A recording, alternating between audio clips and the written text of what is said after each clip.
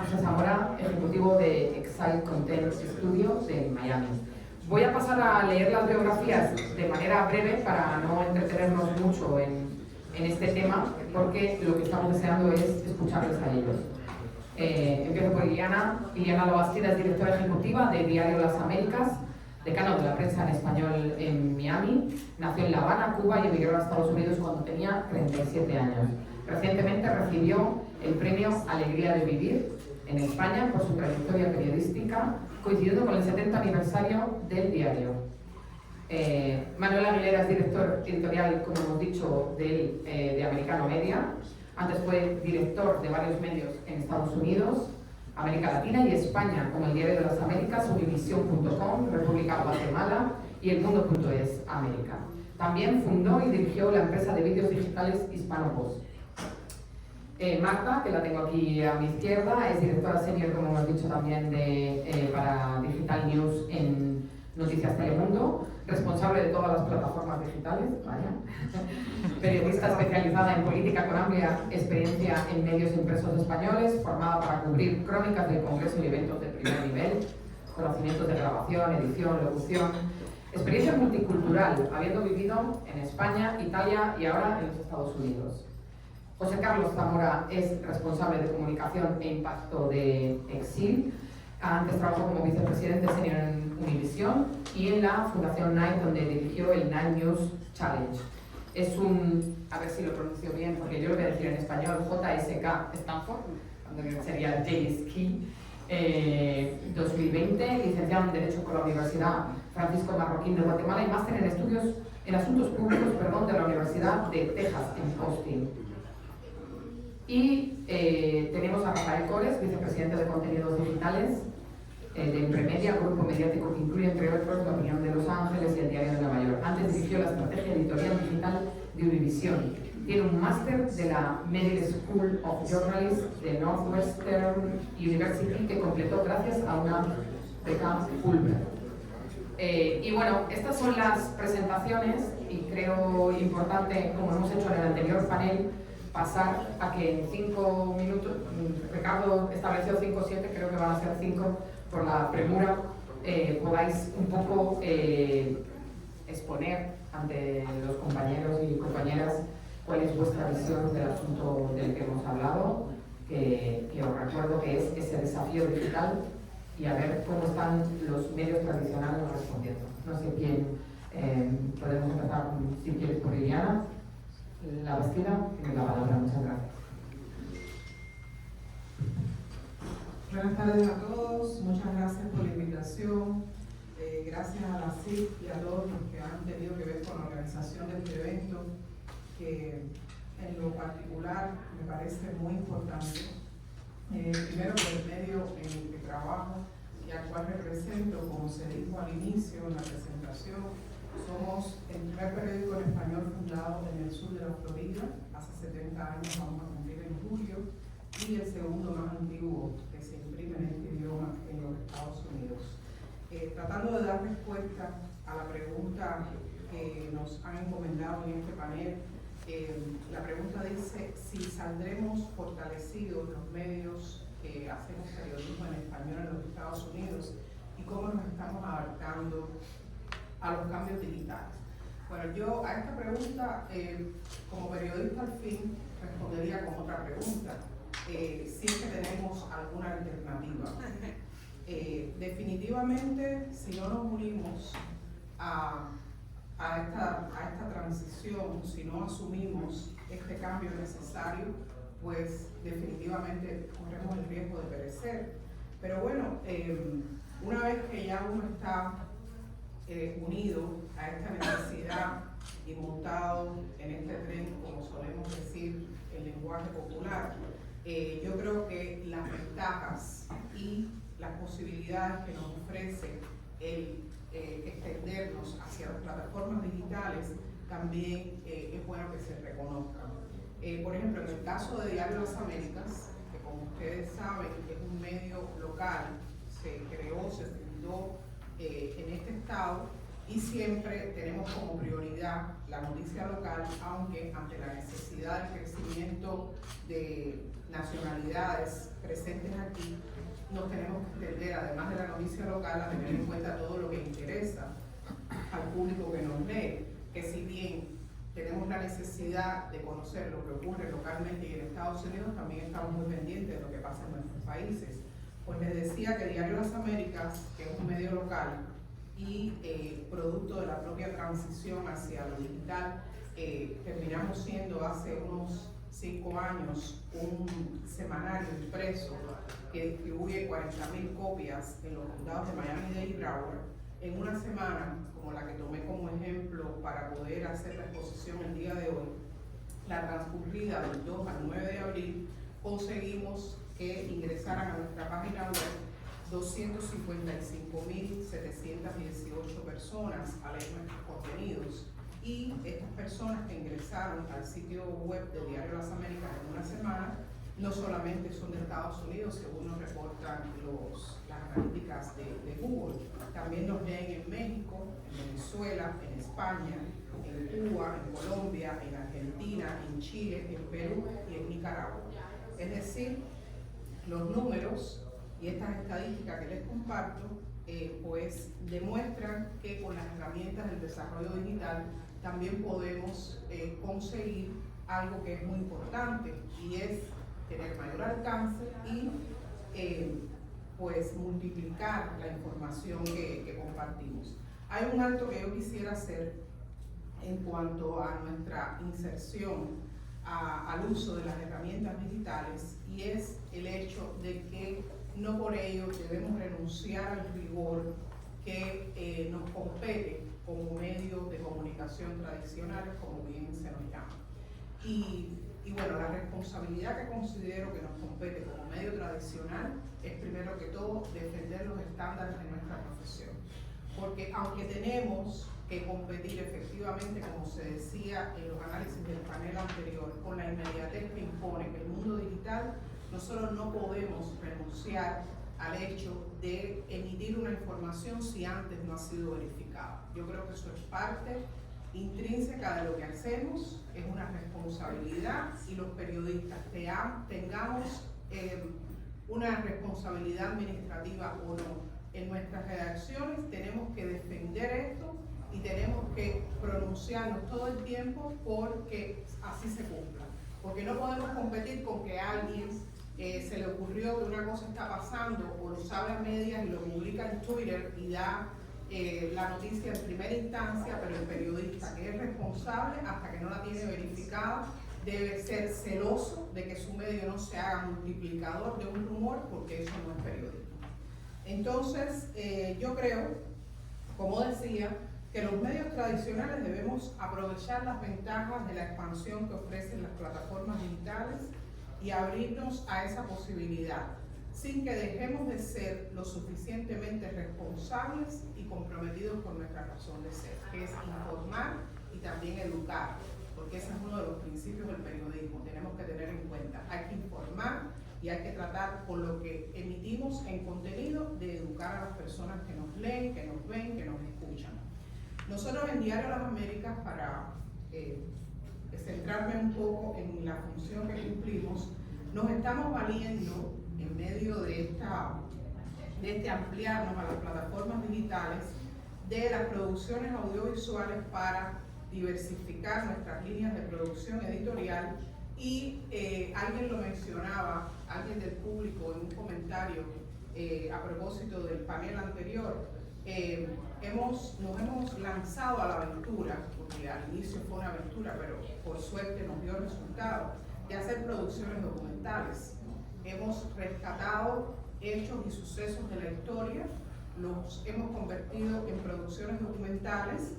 Tenemos 2, y el último que realizamos fue validado para competir en el Festival Internacional de Cine de Miami.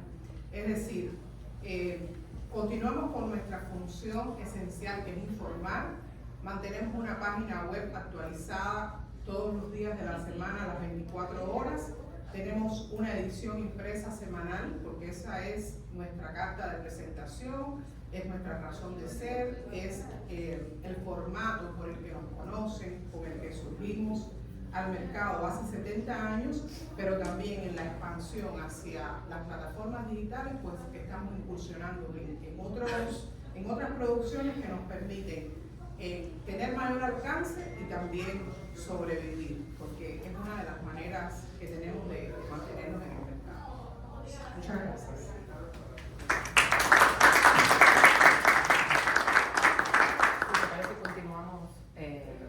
Con Rafael Cores. Perfecto, bueno, gracias a todos y gracias a la Asociación de la Prensa de Jaén y a la SIC por organizar esto, por supuesto. Antes de meterme en el tema digital, quiero hablar un poco de los medios impresos. No sé si Armando antes en el panel anterior abrió con esto, pero creo que es importante. Estamos hablando de legacy, que obviamente se tiene que adaptar a lo digital. En Estados Unidos quedan 2 diarios en español. Diarios, llamo al que se imprime 7 días a la semana, que son el Diario de Nueva York y La Opinión de Los Ángeles. Desgraciadamente no hay más. Eso ya habla bastante de cuál es la situación de los medios impresos en español en Estados Unidos, pero ojo, porque la Asociación de Publicaciones Hispanas, que son básicamente publicaciones impresas, la NAHP, yo creo que tiene más miembros ahora que nunca. Es decir, hay una proliferación de semanarios, publicaciones mensuales, publicaciones especializadas, publicaciones de nicho en español o muy locales. Normalmente son operaciones, empresas muy pequeñitas, empresas familiares, pero hay muchísimas, quizá más que nunca, incluso en los medios impresos. Así que la situación es complicada en cuanto a diarios, pero todavía hay unos medios impresos ahí fuera que están dando batalla. ¿Cómo se adaptan los medios legacy? Bueno, yo creo que es una adaptación muy dolorosa, y la pregunta de si saldrán fortalecidos, yo tengo mis dudas, y el problema creo que es que estamos en manos de las plataformas.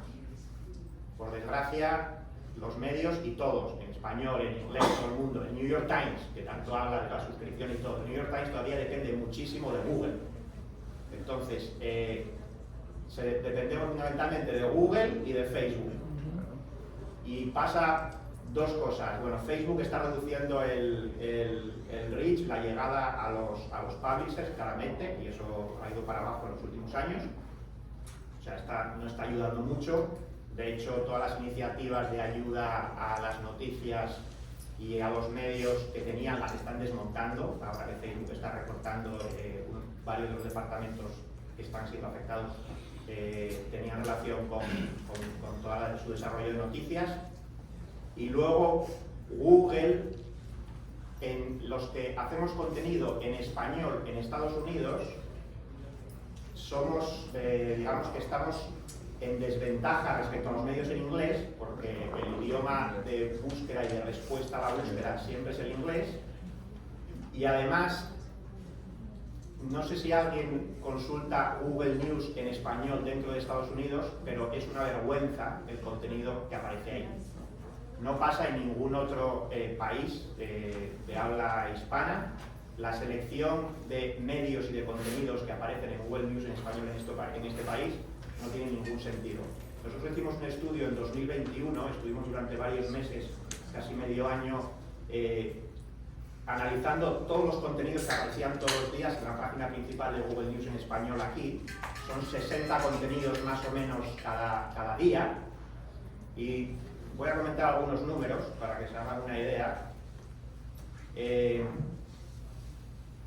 De los 212 medios que identificamos en esos resultados, solo había 22, o sea, un 10% básicamente, un poquito más que un 10%, que fueran medios que estuvieran en Estados Unidos.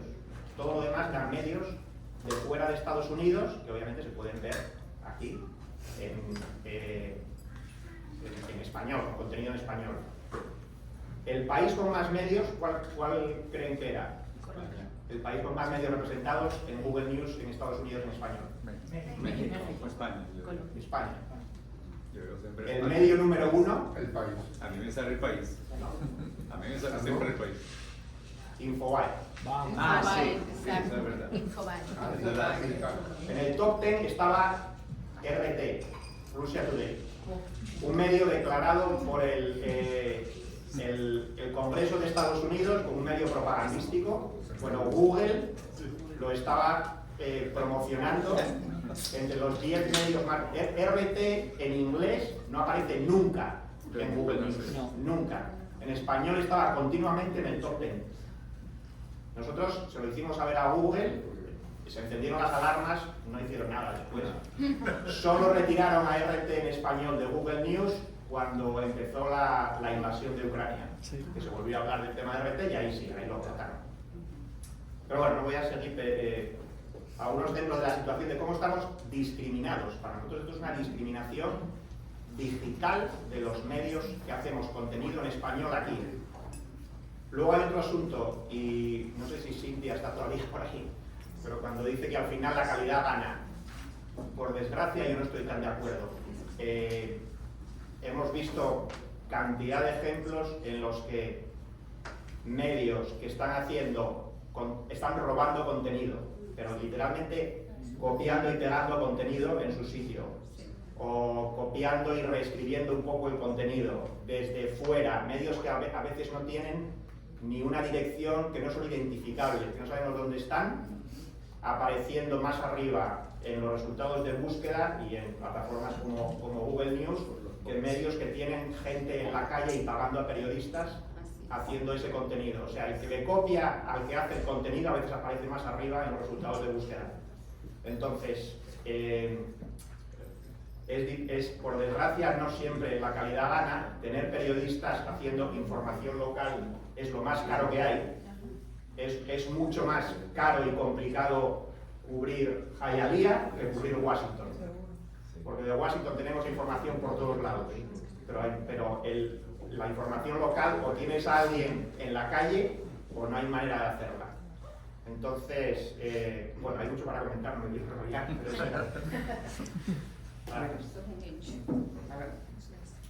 La verdad es que sí, has abierto muchos melones, como decimos. Bueno, vamos a seguir con Manuel, un poco para que nos dé una primera visión. Bueno, intentaré ser breve. Lo primero, agradecer la invitación a las instituciones que están detrás del evento. Para mí es un honor. Sí, a ver. Ahora sí.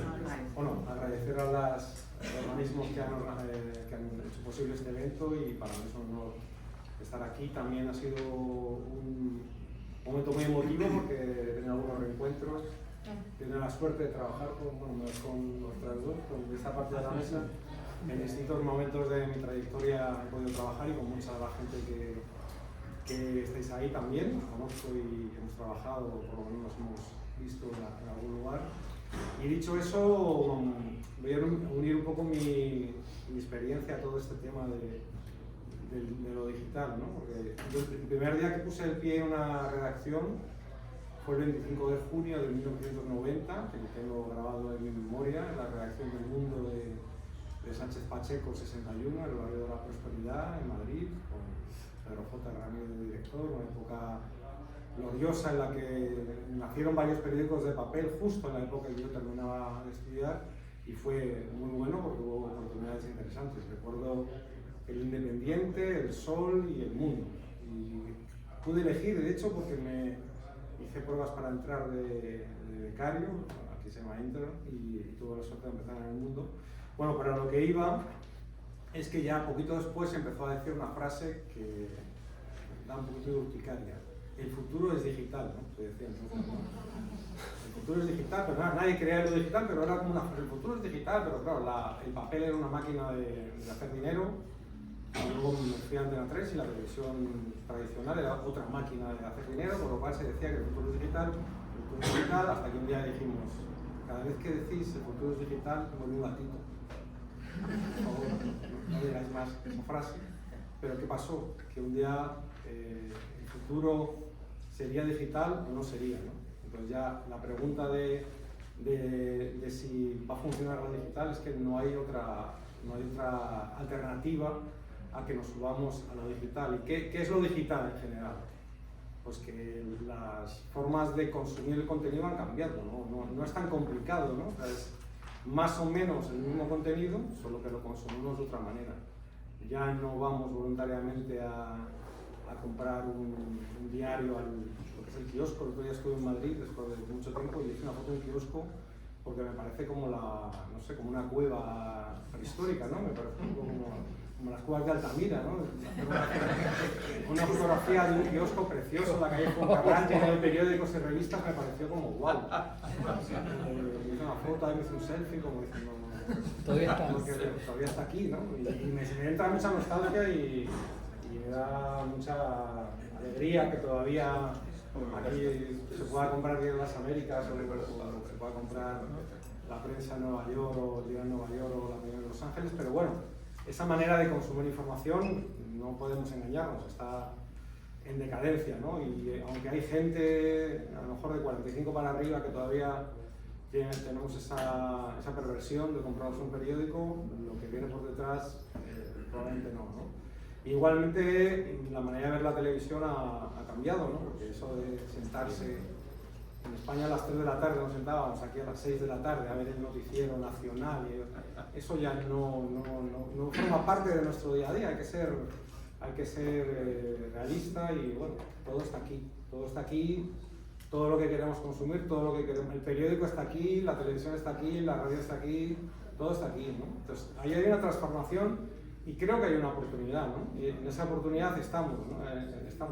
Ahora, desde hace 7 meses, tengo la responsabilidad de liderar la parte editorial de Americano Media, que es un grupo que tiene radio, que tiene televisión y que tiene contenido digital, y estoy intentando dar un poquito de coherencia al contenido, que entremos en la batalla, en la guerra por tierra, mar y aire, ¿no? O sea, hay que aprovechar la oportunidad, tenemos que entrar por tierra, radio, por mar, televisión, por aire digital.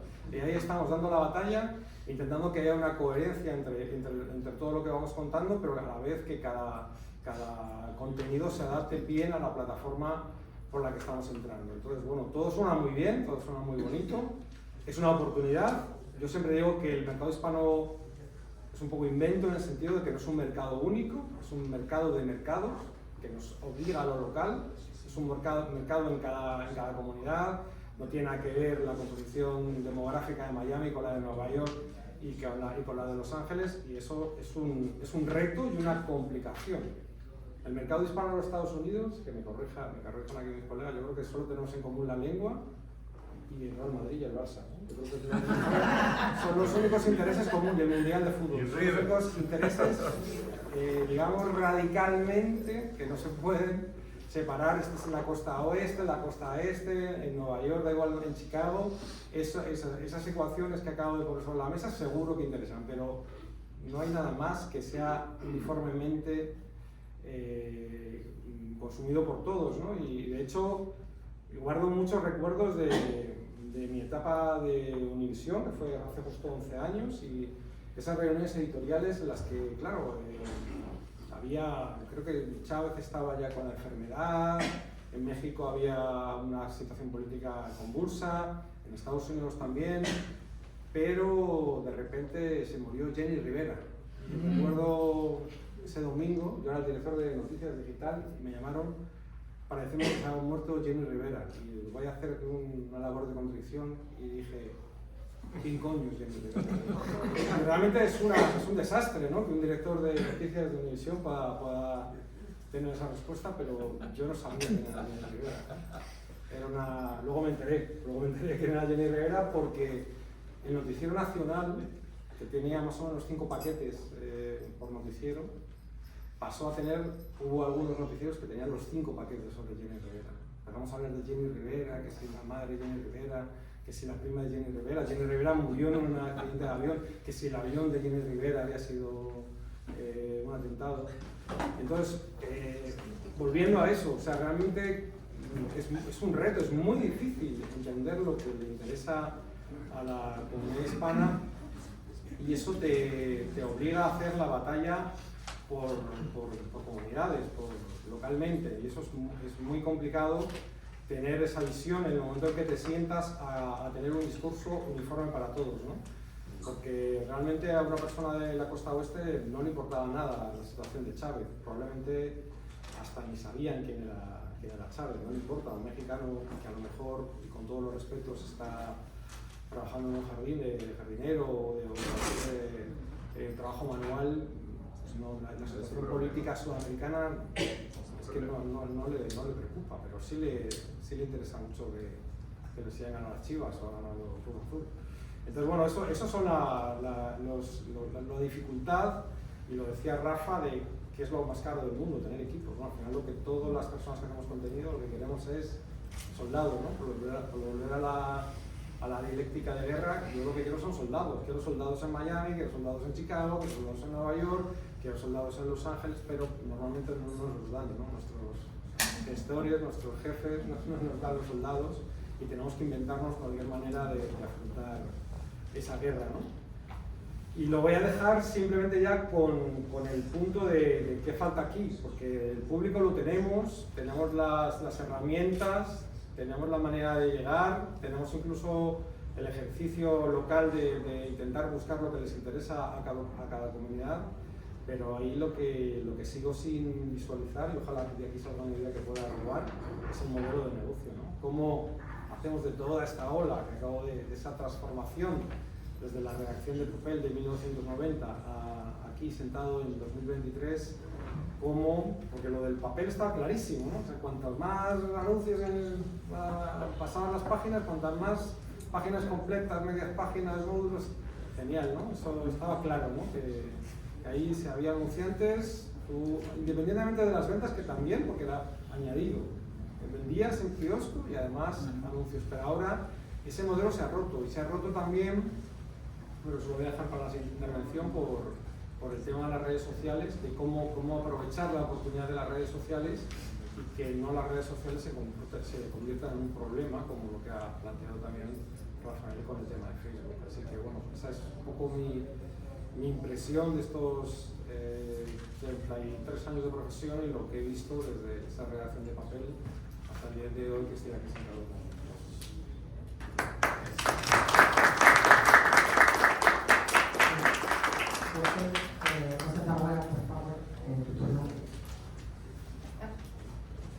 Muchas gracias. Muchas gracias a la Sociedad Interamericana de Prensa y a la Asociación de Prensa de Cádiz, a los panelistas y a todos por estar aquí hoy. Es un gusto estar aquí con ustedes. Bueno, yo trabajo para Exile Content, un estudio de producción cuya misión es promover la excelencia latina y crear contenido premium, contenido de alta calidad que ofrezca la experiencia y las voces de diversas comunidades hispanoparlantes alrededor del mundo. Somos un estudio que produce contenidos para los grandes medios en español y para las plataformas de streaming. Bueno, creo que solo para empezar, pues repito un poco la pregunta, ¿cómo se están adaptando los medios en español a los cambios digitales y si salen o no fortalecidos? Yo creo que en general salen fortalecidos. Hay grandes retos, pero salen fortalecidos si saben adaptarse. El índice de consumo de digital, en términos tanto digital como en redes sociales de los hispanos, es muchísimo mayor que el de cualquier otro grupo demográfico. Ese dato es impresionante, porque de verdad todos los hispanos, por lo menos 3 veces más, consumen redes sociales, están en línea. Pero para salir fortalecidos también es importante seguir innovando en productos, en lenguajes, en formatos.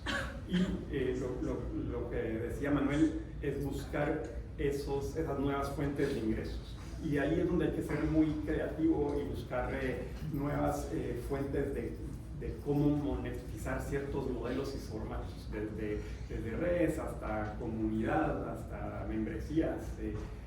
También, aunque las redes son muy importantes y es la principal forma de llegarle a las audiencias, poco a poco, y es lo que vemos con esta dependencia de Facebook y también lo que vemos ahora con Twitter, que es un desastre, y aunque yo soy adicto a Twitter, siento que es una plataforma que probablemente va a desaparecer muy pronto. ¿Qué pasa cuando ya no existen esas plataformas? Y es ahí donde está este reto de asegurarnos de tener esta comunidad muy cerca a la marca, al medio. Y luego hay que aprovechar también las nuevas tecnologías y saber cómo utilizarlas para crear nuevos y mejores contenidos.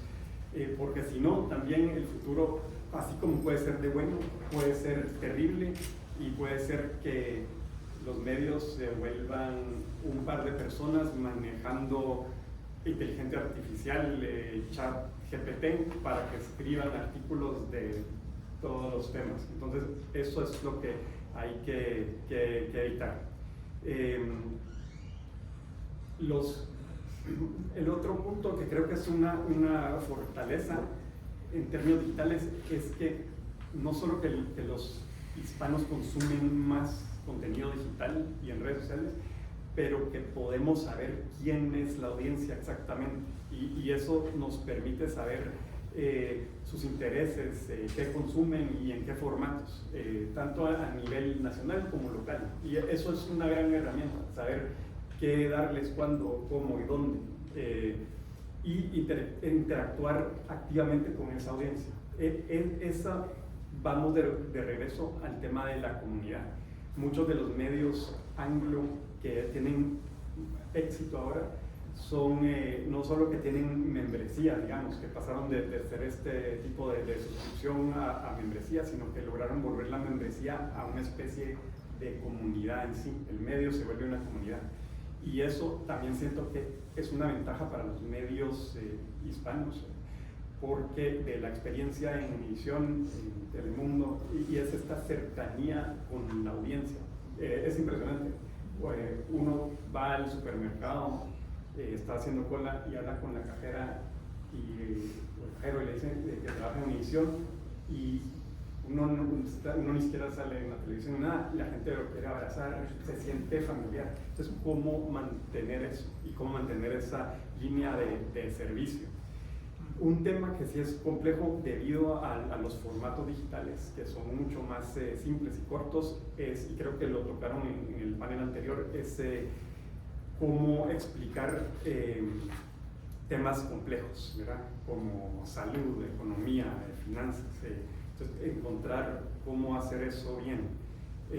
Luego, cómo integrar todas esas nuevas tecnologías como chatbots, inteligencia artificial, y eso es algo que hicimos en Univisión y que está haciendo también en Telemundo, que es sobre todo con el tema de desinformación, cómo generar productos con inteligencia artificial que le permitan desde el teléfono a los usuarios saber qué contenido es verdadero, qué es falso, qué es engañoso, y asegurarse que están teniendo un buen contenido. Ese es otro reto importante, todo el tema de la desinformación.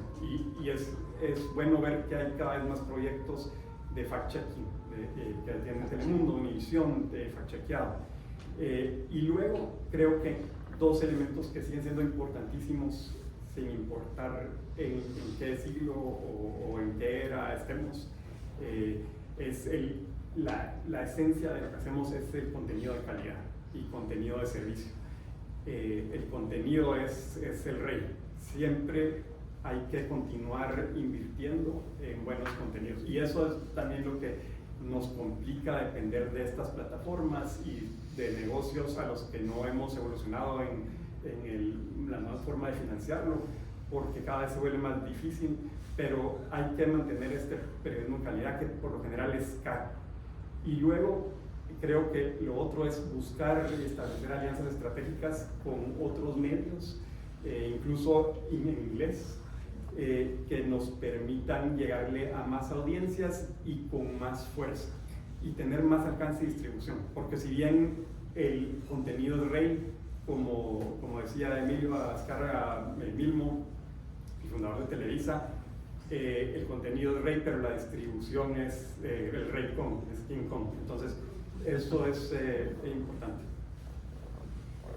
Muchas gracias.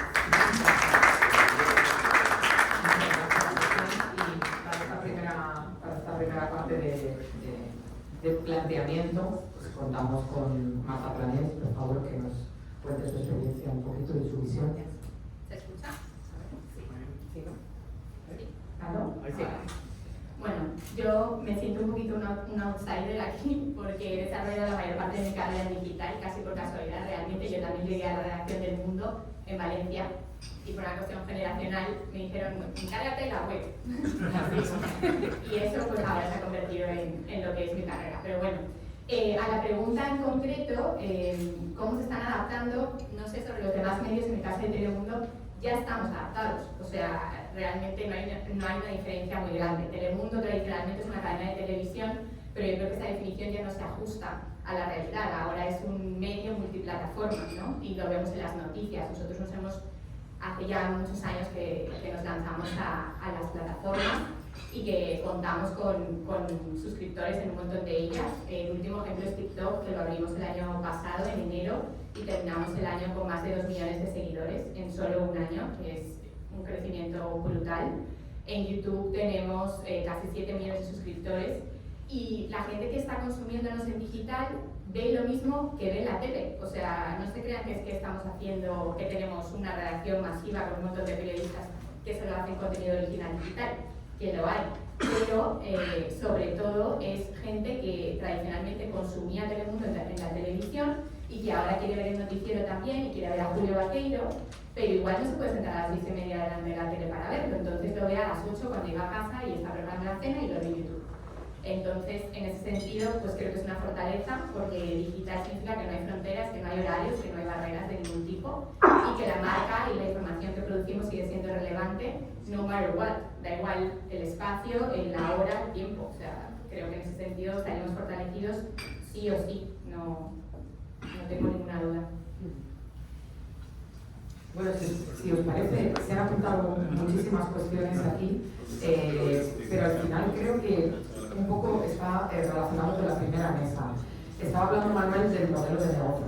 Creo que es un tema que afecta más a la prensa escrita que a la televisión o la radio. La radio, el otro día lo decíamos, vive su momento dorado con el tema de los podcasts.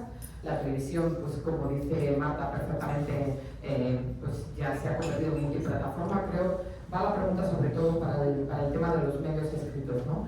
El tema del modelo de negocio. Y centrándonos un poco en la prensa en español, hablaba con el compañero de EFE, con Alfonso, ayer sobre estas jornadas, y hablábamos de si se puede comparar la prensa hispana con lo local, es decir, con los desafíos, por ejemplo, que tiene en España la prensa local. Mientras la prensa nacional se ha podido adaptar más que bien, con todas las cosas que comentaba Rafael, con todas las trampas que nos pone Meta y Google y los grandes gigantes, se han podido adaptar un poco con este tema de las suscripciones. La prensa local tiene eso pendiente. Y la prensa latina, bueno, no sé si podría ser un tema de supervivencia para encontrar ese modelo de negocio, ¿no?, del que estamos hablando. No sé si Rafael quiere abrir fuego o Manuel. Ya.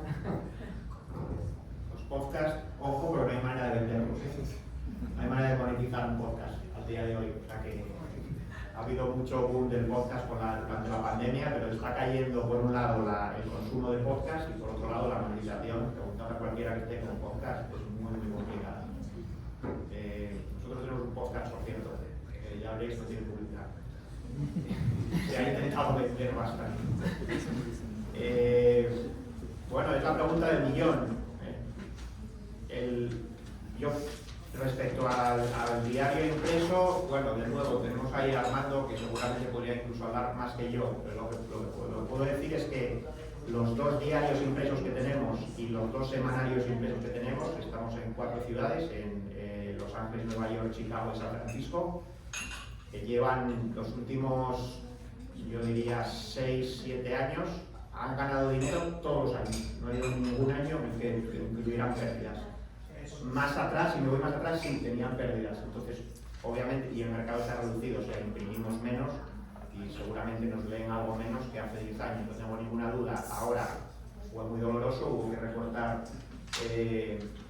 gente y hubo que hacer procesos más eficientes, pero dan dinero. Yo me acuerdo que yo llegué a Impremedia hace justo ahora casi 10 años y en Nueva York hay un sindicato muy fuerte de periodistas, la gente de la redacción está representada, pertenece al sindicato, y había un rumor de que el periódico impreso iba a cerrar, y que los iban a echar a todos. Entonces, bueno, hubo huelga, o sea, venían a la redacción y hubo toda una campaña contra la propiedad en aquel momento del periódico y todo, porque iba a cerrar. Bueno, han pasado 10 años y no ha cerrado el diario, no ha cerrado La Opinión, se siguen imprimiendo 365 días al año.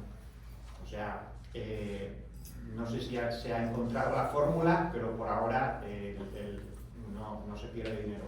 Y luego, de hecho, yo creo que es casi más difícil hoy en día tener una operación digital con resultados positivos que un diario impreso, pero con otros números. Para mí, la suscripción aquí en Estados Unidos para los diarios es muy, muy difícil. O sea, la suscripción digital, nosotros lo intentamos hace unos años y pusimos el famoso paywall, cerramos a partir de podías ver 20 artículos durante un mes, me parece que era. O sea, era un soft paywall que se llama. A partir del 20 te decía que tenías que suscribir y que no podías leer más. Lo que pasó es que Google los mató de un día para otro. O sea, nos cayó más de un 90% el tráfico orgánico. Con lo cual, todo el ejercicio que habíamos hecho era, bueno, si se suscribe a un porcentaje muy, muy pequeño de la gente, nos va a compensar lo que vamos a perder en audiencia. Pero no tuvimos en cuenta que la audiencia orgánica de Search se nos iba a caer totalmente, porque eso no estaba ahí. Además, Google te aseguraba que no iba a pasar. Bueno, pues pasó. Tuvimos que volver a abrir. Entonces tenemos una suscripción ahora, pero es gratuita. Gratuita. No gratuita, perdón. ¿Cómo se dice? O sea, uno se puede suscribir, es como una donación, y ven menos anuncios, pero cualquiera, sí, una especie de membresía voluntaria, digamos, una suscripción voluntaria. Pero bueno, eso es una parte de los ingresos muy, muy pequeña, lo que nos deja la suscripción. Y yo creo que no podríamos sobrevivir. Si cerrásemos el diario, lo que perderíamos en publicidad, no lo podríamos recuperar en suscripciones.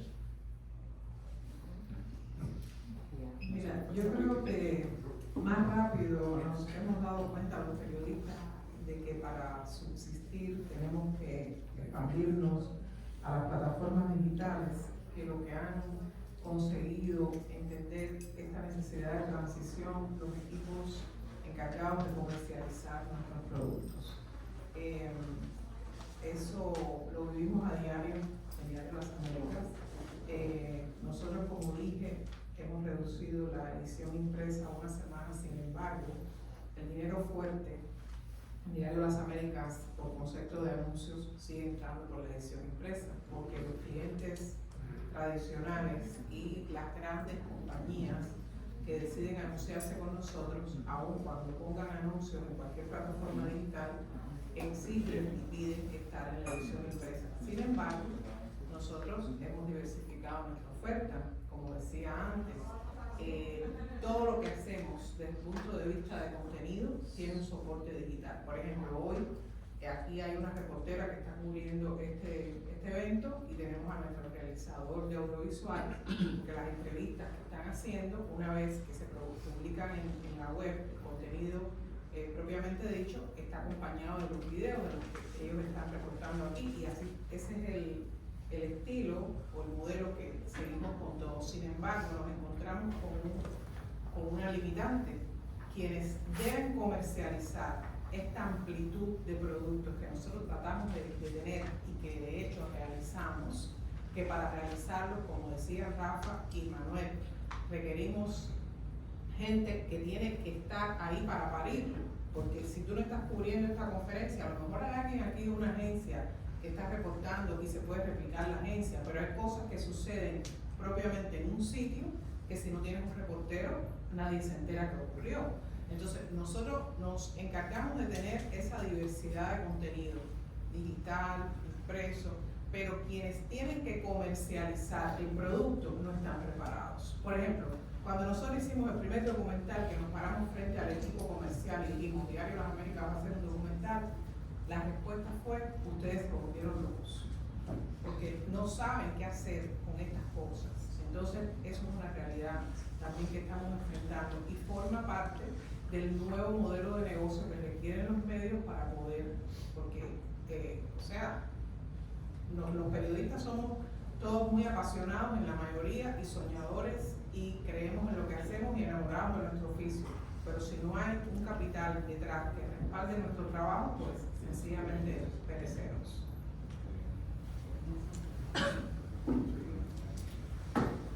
Bueno, yo lo que no quería ser, ¿me escuchan? Sí. No quería ser aguafiestas, pero el modelo de la televisión no está nada claro, ¿no? Y por añadir lo que has dicho, no está nada claro porque para hacer el paralelismo con el papel, DirecTV y Comcast, son todas las maneras de ver la televisión de acá, que es distinta a la de España, ¿no? O sea, ya nadie tiene Comcast ni DirecTV. Yo tengo, porque no sé. Me está presionando ya parte de los, porque realmente teniendo varias aplicaciones de contenido, pues ya tienes series, hay manera de ver los canales de noticias sin tener, pues eso va a ser cuando se realice un grave problema para Telemundo y Univisión, por volver al mercado hispano. Y de hecho Univisión creo que ha reaccionado bien con ViX. ViX es la gran esperanza blanca para todos, incluidos los que estamos en ese tema de hacer contenidos televisivos, porque creo que ViX salió la nota que había tenido 25 millones de descargas de la aplicación, ¿no? O sea, ya son números interesantes de esa manera nueva de ver la televisión, que es ver la televisión cuando me da la gana y donde me da la gana, ¿no? Que ya no es sentarte a ver el noticiero de determinado horario. Entonces, bueno, esa transición va a ser dolorosa. Por lo mismo que la transición de papel a digital, hay un hilo conductor, que antes tenías claro que gastabas €1 en un diario, que tenías claro que pagabas DirecTV, pero no sé por qué la gente tiene menos ganas de pagar por una suscripción digital y tiene menos ganas de pagar por descargarse la aplicación de ViX y utilizarla. Entonces yo creo que ahí está una de las partes de la enseñanza o de la didáctica que tenemos que hacer a la gente o que realmente la audiencia tiene que entender, que tiene que pagar por el contenido. Entonces ahí hay en el tema de la prensa, otra cosa añadida. Los que venimos de otros países, a veces nos confundimos en la llegada de Estados Unidos y no entendemos bien el mercado hispano. Insisto, el mercado hispano es que es muy peculiar, o sea, no tiene nada que ver. El mercado mexicano de California no tiene nada que ver con el mercado mexicano de México. De hecho, Jenny Rivera, no era conocida en México, era conocida por el mercado mexicano de California y de Texas. Entonces, entender eso no lo entiendes de un día para otro. Y hemos estado en la mesa anterior con un señor con una experiencia formidable que viene de Televisa de México, pero probablemente todavía estará aterrizando y entendiendo y aprendiendo. Pues es lo mismo que le pasó a Daniel Coronel, que era presidente de noticias de Univisión, lo mismo, o sea, él venía con la mentalidad de cómo se comporta la gente en Colombia, de cómo es la gente de México que él había conocido en sus viajes a México, conociendo a lo mejor la reacción del Universal, conociendo la reacción de Reforma o de Televisa, es que no tiene nada que ver, o sea, yo siempre recomiendo una película que se llama Better Life, que también Bishir, que es el protagonista, que estuvo nominado al Oscar como secundario, y es la historia de un jardinero de Los Ángeles que la esposa le abandona, entonces se queda con su hijo, ¿no? Entonces el jardinero, metido ilegal, metido en su mundo de sacar a su familia adelante, no tiene capacidad de aprender inglés, y su hijo, criado en los Estados Unidos, nacido en los Estados Unidos, no habla español, que se mete en el mundillo del high school, de la escuela, tiene sus amigos, entonces cuando se va la madre y él se enfrenta a su hijo, no se entienden, o sea, no se entienden hasta el grado de que no hablan la misma lengua, ¿no? Pues yo creo que esa metáfora, digamos que engloba muy bien el problema que tenemos los medios hispanos, ¿no? Cómo darnos cuenta de que nuestra audiencia es ese jardinero por un lado que no habla inglés y que sus necesidades culturales, con todo respeto, son muy básicas. Aquí estamos hablando de contenido de calidad, pero lo que yo he contado de calidad se nos olvidó en Univisión porque vimos que Jenny Rivera era una mina de oro y dábamos Jenny Rivera por la mañana, por la tarde, por la noche, en digital. Y si en Washington se estaba discutiendo la ley más importante, la pasábamos por ahí. O sea, no la dábamos a Jenny Rivera. Por lo cual, aquí hay dos realidades, ¿no? La realidad de lo que te está pidiendo la gente y la responsabilidad de empoderar a toda esa gente y darles un contenido que les ayude también, ¿no? Que les ayude también, por un lado, a mejorar su situación laboral, cultural, social en los Estados Unidos y, por otro lado, hacer un contenido para que ese hijo no se aleje totalmente de la cultura de sus padres, porque ese hijo es una causa perdida para los medios hispanos, que ni siquiera maneja bien el español, no habla español, va a decir abuelita y poco más, ¿no? Entonces, es muy complejo, ¿no? Insisto que intentar mirar el periodismo hispano de los Estados Unidos con gafas de Europa o incluso de Latinoamérica no funciona, y con todos estos elementos, insisto, modelo de negocio, creatividad, que ha dicho Zamora antes, que yo creo que hay que inventar nuevos modelos de ingresos. Pues ahí,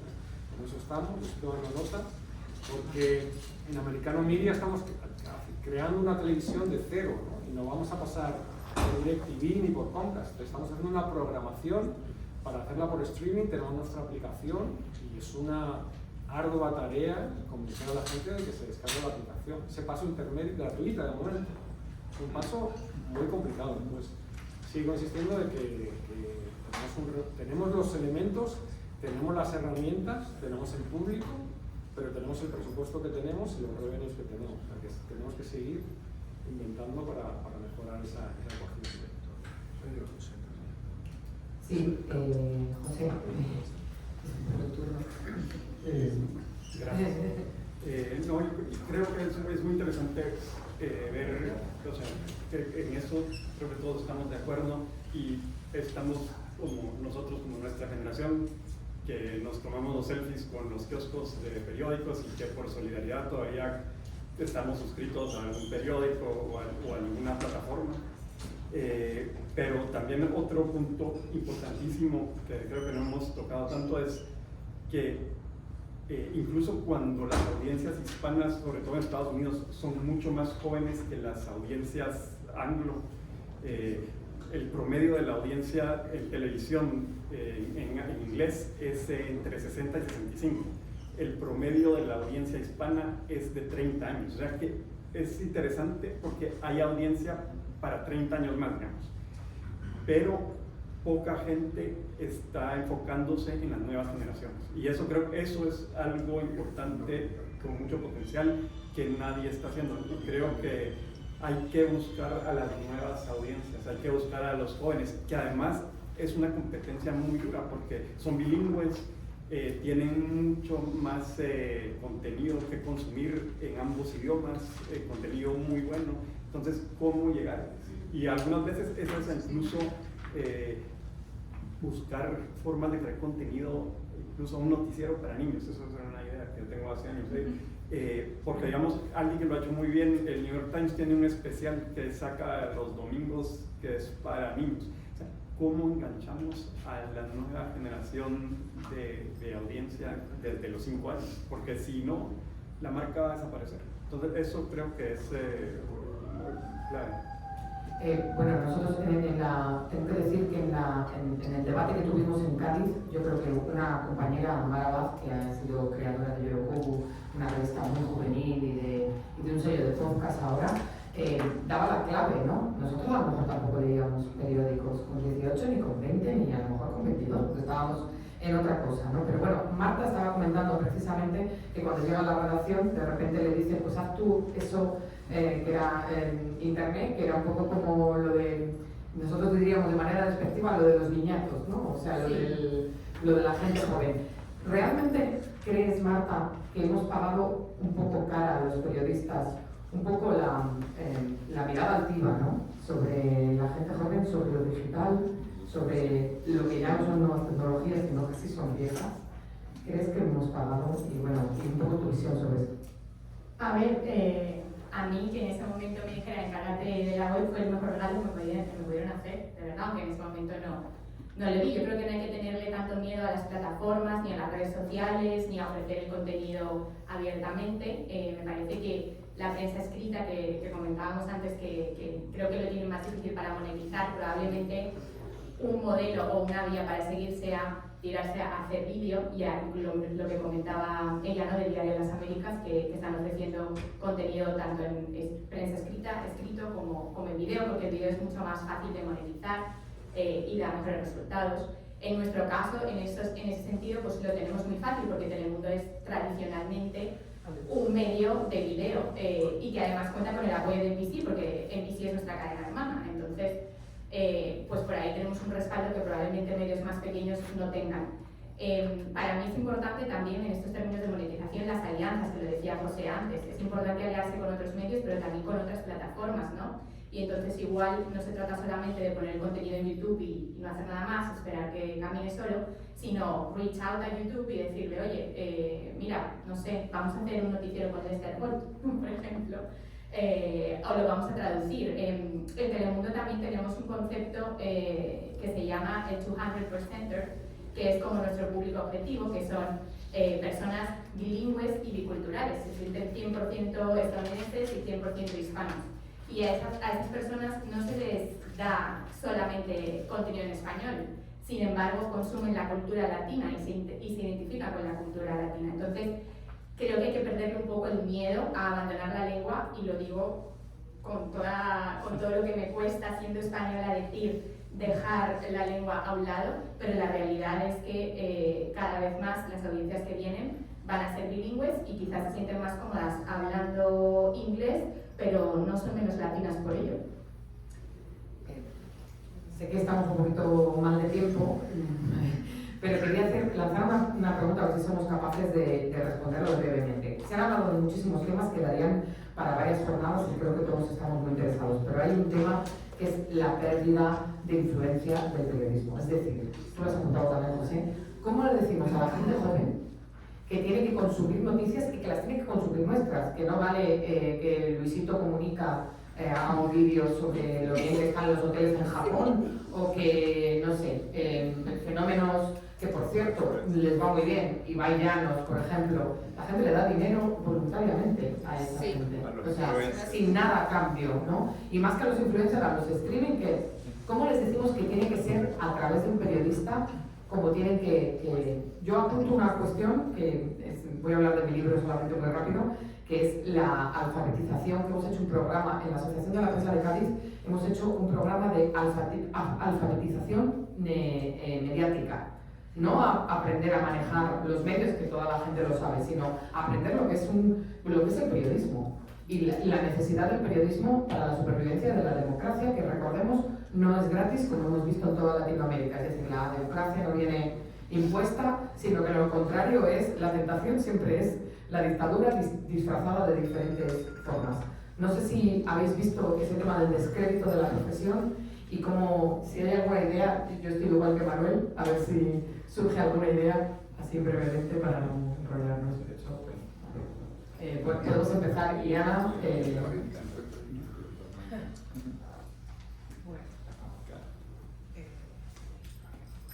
Sí. Definitivamente, yo creo que, a ver, Manuel decía que hablaba de sus 33 años de ejercicio en el oficio, y cuando uno ve esos números se siente como que ha pasado mucho tiempo. Pero en esta profesión, bueno, yo tengo un par de años más que él, así que ha pasado el tiempo. Pero en esta profesión, una de las ventajas que tenemos es que siempre nos sentimos jóvenes, porque necesariamente estamos en contacto con la vida, tomando el discurso a todo lo que ocurre, y a uno le cae un poco de frustración cuando escucha que el influencer tal, por monetizar, por tener no sé qué cantidad de millones de seguidores, puede facturar $1 millón al año, y entonces no es que a uno le moleste que pueda facturar $1 millón, sino que con ese $1 millón un medio puede hacer maravillas. Pero bueno, lo que siempre en lo personal trato de hacer y le inculco al resto de mis colegas es tratar la manera de entender en qué códigos se comunica la gente más joven, que como decía Marta, tenemos que aspirar para poder mantenernos, tenemos que aspirar a llegarles. Por ejemplo, yo dirijo un grupo de periodistas en los que hay un promedio de edad ya considerable en cuanto a ejercicio, años de ejercicio, pero en el grupo, por suerte, tengo gente jóvenes, de las cuales, por ejemplo, tengo 2 aquí hoy, observándolo y escuchándolo todo, de la manera en que ellas comunican lo que está pasando aquí en las redes sociales, que a su vez lo multiplican en el grupo de sus seguidores, pues yo creo que es un buen referente que cualquiera de nosotros puede tomar. Porque no hacemos nada. Yo muchas veces me pongo un poco frustrada y critico por el alcance que puede tener un influencer que no tiene el rigor ni tiene la responsabilidad que tenemos muchos de nosotros, pero al final lo que hay que darse cuenta es qué es lo que puede lograr y cómo lo logra. Entonces, sin necesidad de renunciar a lo que nos corresponde de la responsabilidad que tenemos, sí tenemos que aprender a los nuevos códigos, las nuevas maneras, cómo llegar a la gente joven, que la gente joven identifique en nosotros qué cosa es lo que nos distingue. Nos distingue la credibilidad, nos distingue la responsabilidad. El año pasado, basado en estos mismos principios, lanzamos una campaña que se nos ocurrió y tratamos de cierta manera de decirle a la gente, bueno, no te dejes guiar por rumores, no dejes que cualquiera que no tenga el dominio suficiente de lo que te está diciendo te convenza de algo que puede no ser verdad. Y entonces, al final, lo que creo es eso, hay que fijarse cuál es, Manuel decía ahorita, lo que ha cambiado es la manera de consumir la información. Tenemos que fijarnos cuáles son esas nuevas maneras, adherirnos a ellas, pero a su vez siendo celadores y preservadores de los estándares de nuestra profesión. Bueno, la pregunta es complicada, pero a mí se me ocurren 2 cosas. Lo primero es que los medios tenemos que estar en las plataformas donde está esa gente, y en muchos casos creo que nos dormimos y llegamos tarde. Sale TikTok, vemos que empieza a crecer TikTok una barbaridad, pero no nos subimos a TikTok porque son gente bailando, y cuando ya nos subimos es tarde. Pero incluso subiéndonos tarde, nosotros, por ejemplo, anteayer tuvimos un video en TikTok que tuvo en menos de 24 horas más de 1 millón de views, que es como una cosa que dices tú, pero ¿de qué? O sea, son unos números, o sea, un videito de nada, de 20 segundos. Y digo, por cierto, en una cuenta de TikTok que hemos abierto en un sitio específico de entretenimiento, que la cuenta debe tener como menos de un mes. O sea, y llegar con una cuenta nueva a 1 millón de views en un video en YouTube o en Instagram es bastante complicado. No llegas en el primer mes a tener un video o sea, de repente TikTok está explotando. Bueno, pues TikTok está ya casi pasando, porque ahora hay una nueva, que es de la misma empresa de TikTok, que se llama Lemonade, que es la aplicación más descargada en Estados Unidos en el último mes. Está estallando, y no sé cuántos conocen acá Lemonade, pero es algo totalmente nuevo. Cuando los medios se suban a Lemonade, pues a lo mejor ya Lemonade está en otro nivel, ¿no? Entonces creo que necesitamos estar ahí y se pueden hacer cosas serias, o sea, hay contenido válido y serio en TikTok. Es otro formato, pero eso no quiere decir que no sea relevante o que no sea preciso o que no sea información contrastada. Y lo segundo es la educación, lo que tú decías. Me parece que tenemos todos cierta responsabilidad de educar a nuestros hijos, y educación en las familias, y también me parece que desde el punto de vista de las organizaciones y del área pública, de los políticos, también hay que valorar la importancia, o sea, hay que cuidar, y me parece que hay un retroceso muy claro en los últimos años, cuidar la importancia de la libertad de prensa y de la información, que estamos viendo que en todo el mundo estamos yendo para atrás. O sea, la clase política no está ayudando en general, sino que en muchos países vamos para atrás. Yo creo que el mundo al que aludías es también una oportunidad, ¿eh? Y creo que mucha de esa gente que triunfa en plataformas de streaming o redes sociales no deberíamos haberla mirado por encima del hombro, sino cuando empezó a despuntar, haberla llevado a nuestro terreno. Haber fichado a ese streamer, haberle hecho el streamer de las Américas o de la Opinión o de Americano Media o de cualquiera de nuestros medios, haberlo hecho entonces. Pero indudablemente ahora yo creo que, y a lo mejor es un poco políticamente incorrecto lo que voy a decir, porque ya lo dijo hace años un director de medio y se echaron encima, pero cuando alguien te presenta su currículum, y yo lo hago, yo miro la potencia de la persona en redes sociales. No sé si está mal, muchas veces ni se lo digo, pero me meto y le busco. Y prefiero, sinceramente, contratar a un periodista que tiene 100.000 seguidores en Twitter a uno que tiene 324.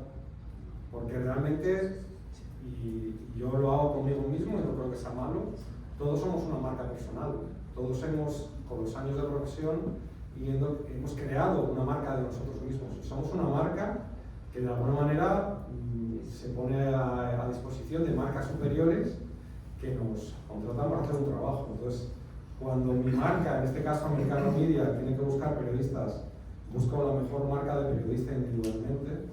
De hecho, en la página digital de Americano Media hicimos un ejercicio que contratamos los 4 periodistas que tenemos, no bajan de 100.000 seguidores en Twitter, como decía.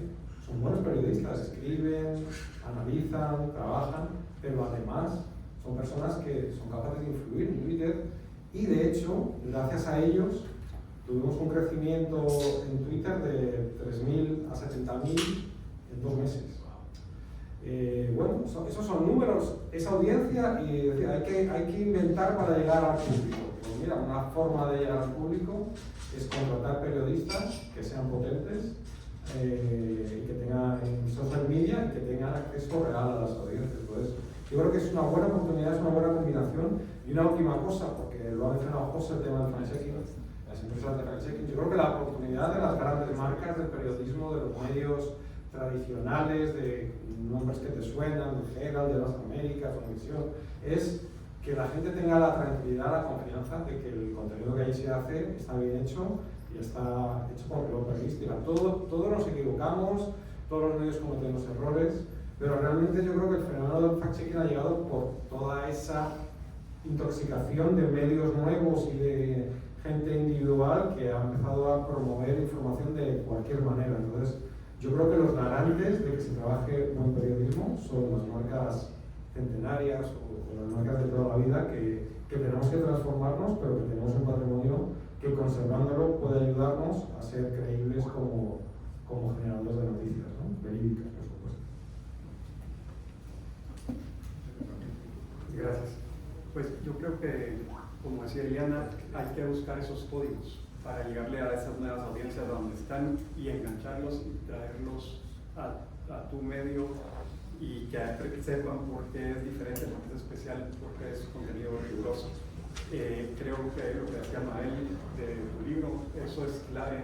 Aquí yo tengo la oportunidad de trabajar con una organización que se llama The News Literacy Project, te la voy a mandar, y es eso, esa alfabetización desde la primaria, o sea, cómo logramos inculcar esto en las nuevas generaciones desde niños que lo aprendan en el colegio, qué es contenido de calidad, dónde se consigue, cuánto cuesta, por qué hay que pagar por él, y eso creo que eso es en gran parte el futuro de gente que valore el contenido de calidad y sepa lo que vale. A la vez, y esto también regresa algo a lo que hablábamos antes, creo que, y esto es un poco extraño, creo que al final ahora hay tanta oferta de todo, en todos lados, que nos está bombardeando por la televisión, por la computadora, por el teléfono todo el día, que eventualmente, por un lado, es muy costoso, porque todo es un servicio que hay que pagar, y el mundo, las finanzas el tema del financiero no está fácil. Entonces creo que cada vez más gente va a empezar a cortar plataformas de su presupuesto. Y eso creo que es interesante porque nos va a llevar de nuevo a programación pagada. Y entonces eventualmente creo que todos, sea en nuestra cadena de televisión, nuestro medio multiplataforma, nuestro app, la gente va a pagar porque ya no quiere perder 3 horas de su vida buscando qué ver, porque ellos quieren que alguien les enseñe una parrilla con las cosas importantes que tienen que ver hoy. Entonces es interesante. Había un chiste que hay 2 niños que se están mandando mensajes por WhatsApp y de repente ven que se puede mandar mensaje de voz y se empiezan a mandar mensaje de voz y de repente dicen, se puede uno hasta hablar por aquí y descubrieron el teléfono. Entonces creo que vamos de Ojalá. Se nos ha ido casi ya prácticamente el tiempo, pero no queremos cerrar este turno sin escuchar a Marta, que además además es una de las más optimistas de la mesa. A ver. No, bueno, recogiendo un poco lo que decía Rafael antes, se puede hacer periodismo en redes sociales con el mismo rigor que se hace en un periódico, en la televisión o en la página web. Y tengo un ejemplo muy claro. Por ejemplo, estos días que hemos hecho el vídeo del Dalai Lama, que ha causado tanta controversia, ¿no? Nuestro vídeo de Instagram pasó por Standards and Practices, pasó por legal, pasó por mis ojos también antes de publicarse. O sea, los procesos de control y de rigor existen igual para lo que producimos en redes sociales como para lo que producimos en otras plataformas, y creo que eso es lo que nos diferencia de otros medios que también están en redes sociales haciendo contenido. Está este caso de esta cuenta de TikTok española, ¿no?, que se llama Actuality, tan famosa, que causó tanta controversia en España porque el país les hizo un reportaje y salieron los periodistas de toda la vida a quejarse de por qué, porque eran 4 chicas de menos de 30 años que ninguna había estudiado periodismo y es la cuenta de TikTok en español de noticias más seguida del mundo. Entonces, bueno, yo creo que ahí pues hay muchas líneas, no estoy necesariamente de acuerdo con todo, pero que se puede hacer información de calidad en plataformas, se puede y se hace. Y tenemos un ejemplo, Univision lo es también pasé por ahí y sé que se hace con mucha calidad en plataformas. Así que me parece que el reto más grande es simplificar, y creo que eso es una tarea de los periodistas en todos los formatos también, convertir lo complicado en algo simple, en información masticada, que la gente pueda entender y que pueda prestar ese servicio que tenemos que prestar, ¿no? Y ese es el reto, lo que yo le digo a mi equipo siempre: simplifiquen, porque es que no todo puede ser un tratado de 50 páginas, porque entonces nadie lo va a leer y al final el propósito se pierde.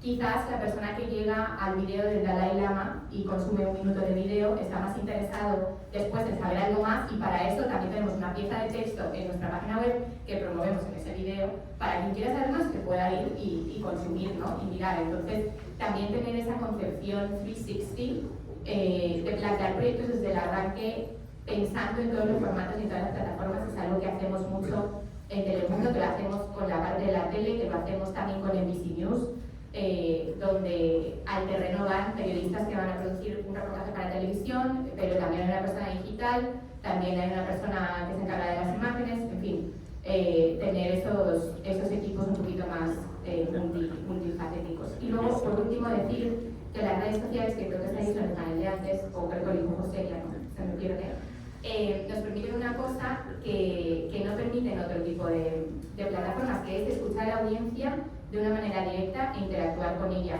Nosotros tenemos un chatbot, por ejemplo, donde la gente nos puede mandar piezas que quieran que verifiquemos como parte de nuestro servicio de fact-checking, y en ese chatbot a veces nos preguntan cosas que no tienen nada que ver con el fact-checking, pero aún así respondemos, porque pues un poco lo que contaba Leopoldo antes, viniendo de fuera también, ver el sentimiento que tiene la gente con cadenas como Univision y Telemundo en este país es increíble y es súper diferente de lo que se vive en España, por ejemplo. Entonces, dejar una pregunta sin responder es hacer mal nuestro trabajo. Así que los jefes también sean conscientes de que los periodistas tiene que dedicar cierto tiempo a leer comentarios, responder comentarios y estar pendiente de eso que podría llamarse customer service, pero que nos acerca a la comunidad y hace que ellos confíen más en lo que nosotros estamos diciendo. Eso es muy importante, sí, también. Lamentablemente se nos ha ido el tiempo, aparte de que el evento estaba preparado para terminar hace 10 minutos. En este país se come bastante antes que en España, a las 3 de la tarde. Entonces no quiero robarles más pero tiempo. queremos que se acabe. Yo tengo una preguntita.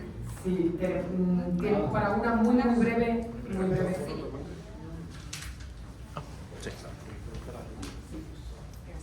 Es que la mesa buena era esta. Sí, buenas tardes. Yo sé que todos tienen hambre, pero está tan bueno esta jornada que no quisiera que se acabara. Rosemary Santana, la corresponsal de los principales medios de la República Dominicana aquí en el estado de la Florida y directora de rosemarynews.com, igual que mi esposo, vicepresidente ejecutivo de rosemarynews.com, mejor medio de la diáspora dominicana en el estado de la Florida y en todo Estados Unidos también. La pregunta es, crear contenidos, eso es vital para los medios del nuevo siglo, de la época que estamos viviendo. Pero nosotros, periodistas en ejercicio de muchos años, nos preocupa que estos periodistas jóvenes, muchos de ellos, no tienen conocimiento de lo que es la fortaleza de la libertad de prensa en las Américas y en el mundo. El ejercicio del periodismo en libre democracia, los jóvenes de hoy no les atrae el tema de la democracia. ¿Cómo captar, sobre todo a ti, Mabel, que hiciste y haces buen periodismo, no solamente en Santo Domingo, sino también allá en España, cómo captar esos jóvenes con el atractivo de la importancia de ejercer la democracia y la libertad de prensa en nuestros países? ¿Cómo podemos hacer para que estos jóvenes tengan el interés que deberían de tener en lo que es el respeto a la democracia y la libertad de prensa?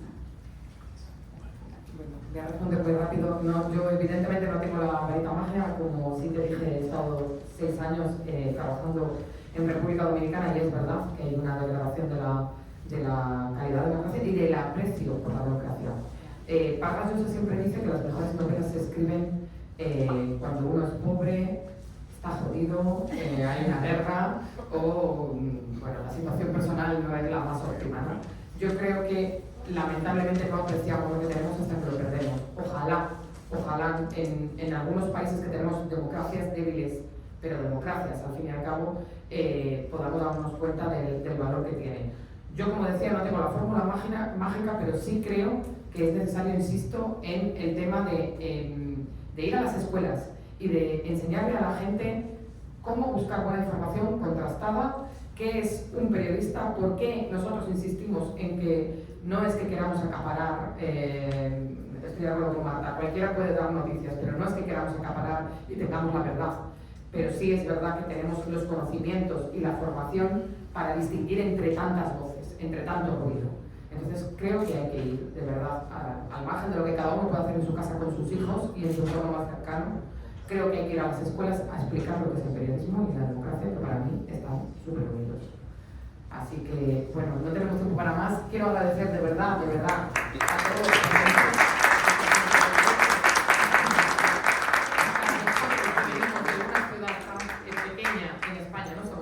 Barcelona, pero tenemos una ambición que es atesorar el tesoro que tenemos de aquella hace 213 años de la promulgación de la libertad de prensa, que no se olvide, de verdad.